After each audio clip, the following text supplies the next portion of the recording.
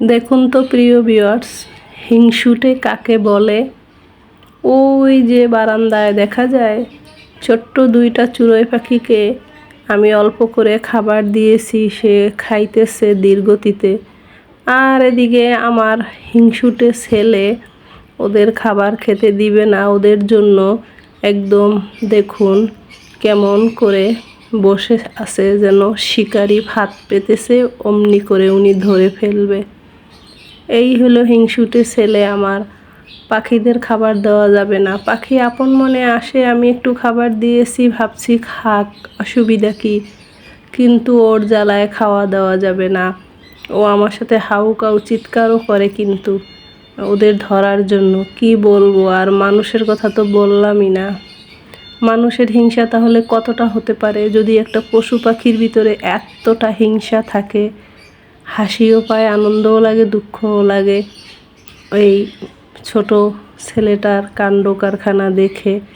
যাই হোক, এরকম বারান্দায় যদি আপনাদের কারো পাখি আসে একটু একটু খাবার দিবেন। ওরা তো খুঁজে খায়, লড়াই করে খায়, তো পেলে খাওয়া তো ভালোই, ওরা আপন মনে খেয়ে যায়। আপনার ভালো লাগবে দেখতে। দেখুন কিভাবে তেড়ে ওদের কাছে যায়, ওরা উড়ে চলে গেছে, আবার আমাকে ডাকতেছে ওদেরকে ধরে দেওয়ার জন্য।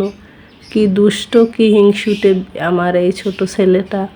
যাই হোক, ওর জন্য দোয়া করবেন, ও যেন সুস্থভাবে থাকে। আসসালামু আলাইকুম প্রিয় ভিউয়ার্স। প্রচণ্ড পরিমাণে গরম পড়ে গেছে, তো মাছের পাতলা ঝোল খেলে এই রমজান মাসে যেমন শারীরিক সুস্থ থাকবে, তেমন রক্ত শূন্যতা থাকলে তাও পূরণ হয়ে যাবে। আমি দেখুন এখানে কিছু শিং মাছ কেটে ধুয়ে ফ্রেশ করে নিয়েছি। মাছ হলুদ, রসুন বাটা, ভিনেগার, কুসুম গরম পানি দিয়ে ভালো করে ফ্রেশ করে ধুয়েছি। এবারে প্রথমে আমি সব রকম মশলাপাতি যা যা লাগবে দিয়ে তারপরে রান্না করব। এটা দুইবারে রান্না করব। তো হলুদ পাউডার, মরিচ পাউডার, ধনিয়া পাউডার, জিরা পাউডার, কাঁচামরিচ, পেঁয়াজ, লবণ, সাদা তেল দিয়ে আগে মেখে নেব। এই তো পেঁয়াজটা দেওয়া হয়ে গেল। এখন সাদা তেল দিয়ে মেখে তারপরে অল্প পরিমাণে পানি দিয়ে জাল দিয়ে মোট কথা সেদ্ধ করে নেব মাছ। এই হলো প্রথম রান্না। তারপর দ্বিতীয়বার আবার এই একই মাছ দ্বিতীয়বার রান্না করব। শিং মাছ ভেজে রান্না করলে বা যে কোনো মাছ পুষ্টিগুণ থাকে না, তো ভালো করে খাওয়ার জন্য রান্না করে খেতে হলে এভাবে মেখে তারপরে রান্না করে খেতে হবে মাছ, না হয় পুষ্টিগুণ পরিপূর্ণ পুড়ে যায় ভাজা মাছে। এইটা মাথায় রাখতে হয় আমাদের সব সময়। যাই হোক, ঝোল পরিমাণ মতো পানি দিয়ে দিলাম। এবারে জাল পেতে থাক। এই যে দেওয়া হয়ে গেল সব। শিং মাছে প্রচুর পরিমাণে রক্ত হয়। জাল পেয়ে এই দেখুন ঝোল টকবক করে ফুটছে। মাঝারি চুলার জালে জাল দিয়ে নিয়েছি আমি। এখন এইটা সম্পূর্ণ উঠিয়ে নেব মাছ ঝোল সহ। প্রথম রান্না হয়ে গেছে। এবারে দ্বিতীয়বার রান্নার জন্য আবারও চুলায় কড়াই বসিয়ে তেল দিয়ে দিলাম পরিমাণ মতো। এবারে দেব এর উপরে অল্প করে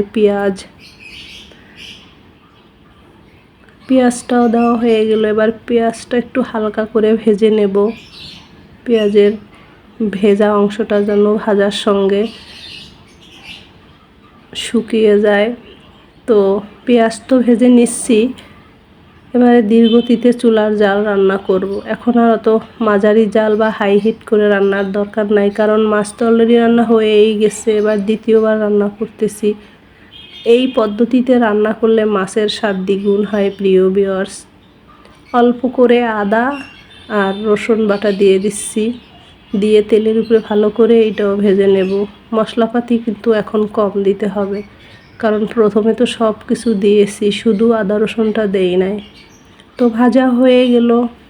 এবারে দিয়ে দেব অল্প করে মশলা, হলুদ পাউডার, মরিচ পাউডার, জিরা পাউডার আর কিছু টমেটো কাটা দিয়ে একদম কষিয়ে নেব ফাইন করে।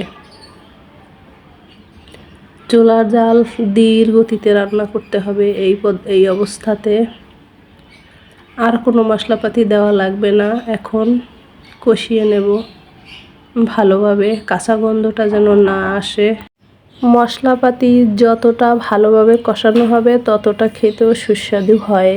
মাছ সবজি যাই রান্না করি না কেন, এখানে আলাদা করে কোনো পানি দিলাম না, ওই যে সেদ্ধ করা মাছের পানি দিয়েই আমি এটা কষিয়ে নিচ্ছি। দেখুন প্রিয় ভিউয়ার্স, কষানো হয়ে গেছে, একদম দারুণ কালার চলে আসছে। টমেটো গলা আর মরিচ পাউডারটা হাতে ভাঙানো, তো তাই টমেটোটাও ভালোভাবে গলে গেছে। এবারে পানি দিয়ে দিলাম ঝোলের জন্য অল্প করে, কারণ মাছের সঙ্গে অলরেডি পানি আছে, তার জন্য কম করে পানি দিতে হবে। তো দিয়ে দিলাম, পানিও ফুটে উঠছে। এই দেখুন সমস্ত মশলাপাতি একদম কষিয়ে পানি ঝোল একাকার হয়ে ফুটে উঠছে। এবারে মাছটা দিয়ে দেব এর ভিতরে। এখন মাছ ধীর গতিতে আরও 5 মিনিট জাল দিয়ে নেব। সব কিছু দেওয়া শেষ। এবারে স্পেশাল একটা মশলা আছে, ওইটা দিলে খাবারের স্বাদ দ্বিগুণ হয়ে যাবে, সেইটা দিব। সেটা অবশ্য বুঝে গেছেন, কিন্তু তার ভিতরে স্পেশাল হইল এই লেবু পাতা। একটু লেবু পাতা দিয়ে ধুয়ে ফ্রেশ করে নিয়েছি, এবার দিয়ে দেব চটকে, তাহলে এর যে সুঘ্রাণটা মাছের ভিতরে যাবে আর খেতেও দারুণ লাগবে। ধনিয়া পাতা তো দিবই, লেবু পাতাটাও দিয়ে দিলাম। স্পেশাল মশলা পাতা আমার এটা। এখন ধনিয়া পাতা, একটা কাঁচামরিচ দিয়ে আরও 2-3 মিনিট জাল দিয়ে নেব। ঝোল পরিপূর্ণ শুকাবো না, কারণ মাছের ঝোল তো দরকার। এইভাবে রান্না করলে খেতে কিন্তু দারুণ লাগে। 2 স্তরে রান্না প্রিয় ভিউয়ার্স। এই যে দেখুন, ঢাকা খুলে নিচ্ছি, ঢাকা দিয়ে রাখছিলাম। দারুণ সুঘ্রাণ আসছে লেবু পাতাটা এখন উঠিয়ে নেব, না হয় তিতা হয়ে যাবে অনেকটা সময় থাকলে ঝোলের ভিতরে।